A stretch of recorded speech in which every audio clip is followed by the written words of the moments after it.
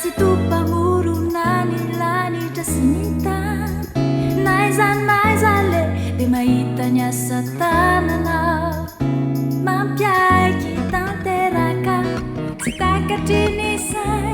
tendrombohitra ranomasina azo sy zavaboary mampiaiky tanteraka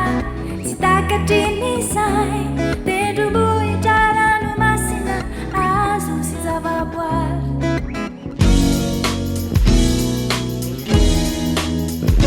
maraina atoandro sy alina hatsika masoandro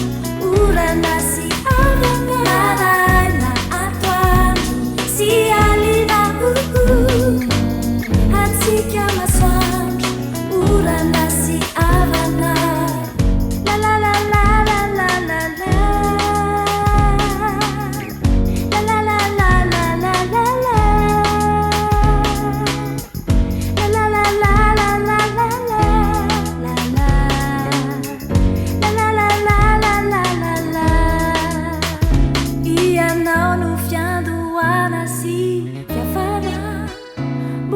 Tiari olombelona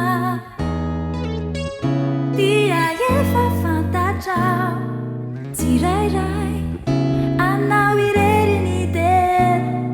mandraky izay mampiaiky tanteraka tsy takatry ny say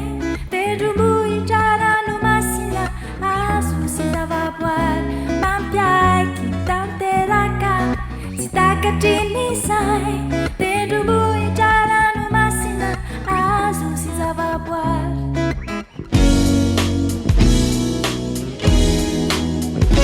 maraina atoandro sy alina hatsika masoandro